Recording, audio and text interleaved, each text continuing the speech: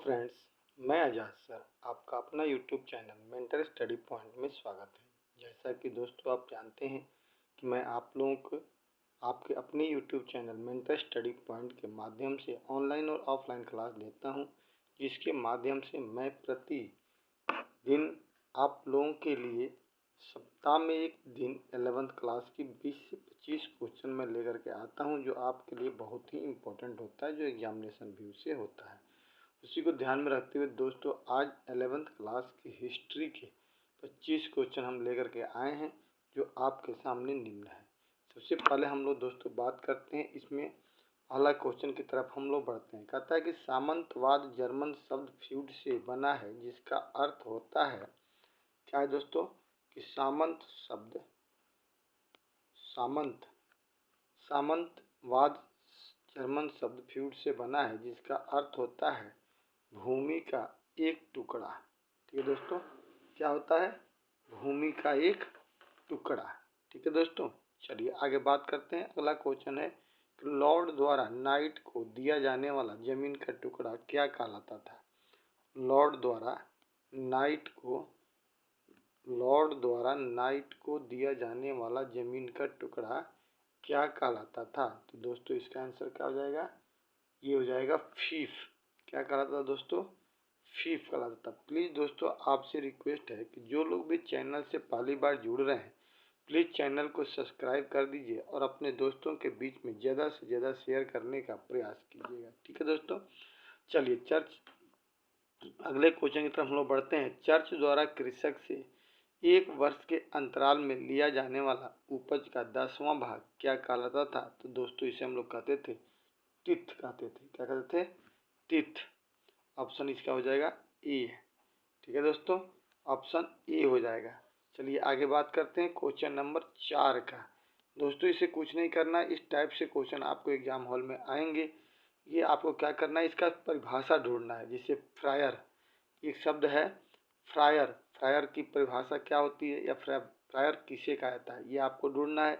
Cathedral नगर से क्या मतलब है, ये आपको ढूंढ करके लिख लेना है। दोस्तों एग्जाम में आपका आएगा, तो इसका आंसर हम इस पर लिखवा तो नहीं सकते हैं, लेकिन आप इसे ढूंढ लेंगे। इंपॉर्टेंट क्वेश्चन हो जाए। 2 सबसे प्रसिद्ध मठ कहाँ बनाए गए, इसके बारे में चर्चा करना है। और श्रम अधिवेशन किसे कहते हैं, श्रम अधिवेशन किसे कहते हैं, इसके बारे में आपको चर्चा करना है। दोस्तों ये 4 क्वेश्चन में से आपके एग्जाम में निश्चित तौर पे 3 क्वेश्चन पूछे जाते हैं, तो इसको आप ध्यान से रखिएगा।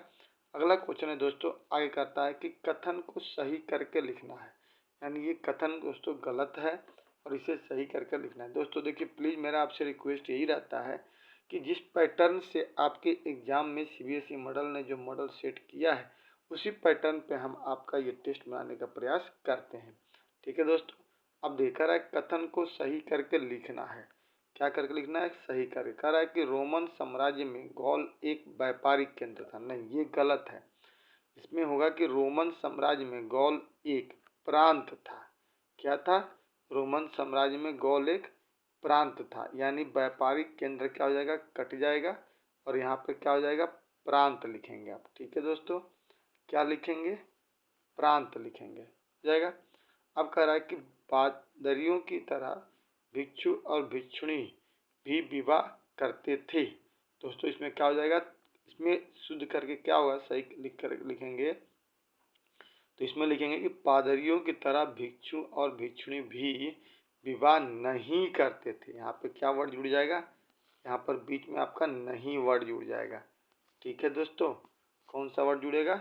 नहीं वर्ड। तो ये क्या हो जाएगा? कथन बिल्कुल सही हो जाएगा। पहले वाले में व्यापारिक केंद्र काट करके आपको प्रांत करना है, दूसरे वाले में विवाह के बाद नहीं वर्ड जोड़ देना है। ठीक है दोस्तों, अब कह रहा है कि भिक्षुओं के कुछ समूह को नाइट कहते थे। भिक्षुओं के कुछ समूह को नाइट कहते थे। ये दोस्तों यहाँ पर गलत है। ठीक है, क्या है? गलत है। कह रहा है कि भिक्षुओं के कुछ समूह को क्या कहते थे? नाइट कहते थे। ये गलत है। ठीक है, यहाँ पे सही क्या होगा? भिक्षुओं के कुछ समूह को फ्रायर कहते थे। क्या बोलते थे दोस्तों? फ्रायर कहते थे। ठीक है, चलिए तो इस टाइप से क्वेश्चन आपको आएंगे। अब आता है आपको रिक्त स्थानों को भरने वाला। ये भी क्वेश्चन आपके एग्जाम हॉल में आते हैं कि रिक्त स्थान को क्या भरेंगे हम। कह रहा है कि राजा कृषकों पर कभी कभी एक प्रत्यक्ष कर लगाता था। ठीक है दोस्तों, राजा कृषक पर कभी कभी एक प्रत्यक्ष कर लगाता था, जिसे हम क्या कहते थे, टेली कहते थे। क्या बोलते थे दोस्तों, टेली बोलते थे। ठीक है, टेली बोलते थे, याद रखना है आपको। दूसरा कहता है कि सामंतवाद पर सर्वप्रथम काम करने वाला फ्रांसीसी विद्वान कौन था दोस्तों, तो मार्क ब्लॉक था। क्या नाम था उसका, उसका नाम था मार्क ब्लॉक। ठीक है, याद रखिएगा, मार्क ब्लॉक था जिसने सामंतवाद को सबसे पहले परिभाषित किया था। ठीक है दोस्तों, अगला ऑब्जेक्टिव क्वेश्चन है, इसको कह रहा है कि अभिजात वर्ग के घर को कहा जाता था। तो दोस्तों यहाँ पे भर देंगे क्या आप, मैनर।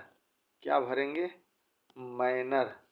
अभिजात वर्ग के घर को क्या बोलते थे, मैनर बोलते थे। ठीक है दोस्तों, चलिए इस टाइप से क्वेश्चन आपको आएंगे। अगला क्वेश्चन आपका आ रहा है कि सही या गलत का निशान लगाइए, यानी कौन सही है और कौन गलत है। इस टाइप से भी दोस्तों आपके क्वेश्चन होंगे। तो पहला क्वेश्चन है कि फ्रांस के शासकों का लोगों का जुड़ाव एक प्रथा के कारण था जिसे वेस्लेज कहते थे। कह रहा है दोस्तों कि फ्रांस के शासकों का लोगों से जुड़ाव एक प्रथा के कारण था जिसे वेस्लेज कहते थे, यानी ये बिल्कुल सही है। ठीक है दोस्तों, क्या कहते थे उसको, वेस्लेज कहते थे। चलिए आगे कह रहा है क्वेश्चन 15 नंबर क्वेश्चन है दोस्तों, कि 15 नंबर क्वेश्चन कह रहा है कि कैथीड्रल कहलाने वाले बड़े चर्चों की खिलाड़ियों के लिए अभिरंजित कांच का प्रयोग होता था। ये सही है या गलत है, अभिरंजित कांच का प्रयोग होता था। ये भी क्वेश्चन बिल्कुल आपका सही है। गलत और सही करना है, तो दोनों क्वेश्चन आपका 14 और 15 दोनों सही है। 15-16 कह रहा है कि सामंती व्यवस्था में स्वतंत्र होने की इच्छा रखने वाले अनेक कृषिदास भागकर जंगलों में छिप जाते थे। ठीक है, ये भी क्या है दोस्तों, बिल्कुल आपका सही है। यानी इसमें तीनों के तीनों आपके जो आंसर हैं वो क्या है, सही है। अगला कह रहा है कि आबे शब्द सीरिया के अब्बा से लिया गया है, जिसका अर्थ है घर। ये क्वेश्चन कहा जाए दोस्तों, ये क्वेश्चन आपका गलत हो जाएगा। घर नहीं होता है, यहाँ पे क्या होगा, इसका अर्थ है पिता। ठीक है, इसका अर्थ है पिता। घर के जगह पे क्या हो जाएगा, पिता हो जाएगा, इसलिए क्वेश्चन क्या है दोस्तों, गलत हो गया। अब कह रहा है कि ईसाई पुरुष में भिक्षु की जिंदगी केवल पुरुष ही अपना सकते थे, नहीं, दोनों अपना सकते थे, इसलिए क्वेश्चन क्या है दोस्तों, ये भी गलत। यानी ऊपर के 5 क्वेश्चन में से दोस्तों 3 सही है और 2 गलत है। इस टाइप से क्वेश्चन आपके पूछे जाते हैं। अगला क्वेश्चन है दोस्तों 19 नंबर क्वेश्चन, जो कह रहा है कि फ्रांसीसी समाज में मुख्य रूप से कितने वर्ग बटा था। तो इसमें क्या है दोस्तों, आंसर हो जाएगा 3 वर्ग। फ्रांसीसी समाज मुख्य रूप से 3 वर्गों में बटा हुआ था। क्लियर हो गया। अगला क्वेश्चन है दोस्तों, नारमंडी किसका प्रांत था। नारमंडी किसका प्रांत था दोस्तों, तो इसका ये फ्रांस हो जाएगा, फ्रांस का प्रांत था। अगला दोस्तों, प्लीज़ आपसे रिक्वेस्ट है कि जो लोग भी पहली बार चैनल से जुड़ रहे हैं, प्लीज़ चैनल को सब्सक्राइब कर दीजिए और चैनल को अपने दोस्तों के बीच ज़्यादा से ज़्यादा शेयर करने का प्रयास कीजिए, और एक लाइक और शेयर जरूर कीजिएगा। ठीक है दोस्तों, चलिए अगला क्वेश्चन कर रहा है कि मोनेस्ट्री का अर्थ क्या होता है। तो मोनेस्ट्री का अर्थ होता है दोस्तों अकेला रहना। क्या, अकेला रहना। अगला क्वेश्चन है दोस्तों, बहुत इंपॉर्टेंट क्वेश्चन आपका एनसीईआरटी से हमने उठा रखा है। अगला क्वेश्चन है दोस्तों कि यूरोप में भयंकर अकाल कब पड़ा था। तो इसका आंसर ये हो जाएगा 1315 से लेकर 1317 के बीच में भयंकर अकाल पड़ा था। अगला क्वेश्चन दोस्तों 23 नंबर, नगरवासी, ये भी आपको फिल वो है एमसीक्यू है, नगरवासी वर्ग के उदय के क्या कारण थे। तो कृषि विस्तार के कारण, जनसंख्या, व्यापार और नगरों का विस्तार।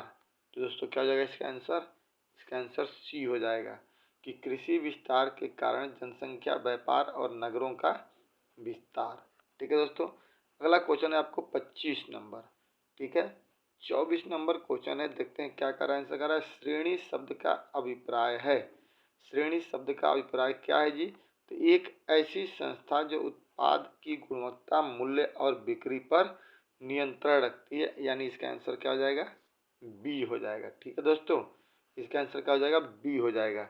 इस प्रकार दोस्तों मैंने आपके लिए इस बार टेस्ट के लिए टोटल 24 क्वेश्चन लाए हैं, जिसमें से 16 पैटर्न के क्वेश्चन आपके पूछे जाएंगे। प्लीज़ दोस्तों आपसे एक बार फिर से रिक्वेस्ट है कि जब आप वीडियो को देख रहे हैं तो अगर आपको वीडियो अच्छा लगता है तो प्लीज़ दोस्तों आप इसे लाइक और शेयर ज़रूर कीजिए, और एक बार लाइक और शेयर कीजिए और सब्सक्राइब ज़रूर कीजिए, और दोस्तों के बीच में ज़्यादा से ज़्यादा शेयर करने का प्रयास कीजिए। चलिए दोस्तों, तो अब हम आपको वीडियो को इसी पर एंड करते हैं। अगले वीडियो में मिलते हैं आपसे फिर से, तब तक के लिए आपसे विदा चाहते हैं। जय हिंद, जय भारत।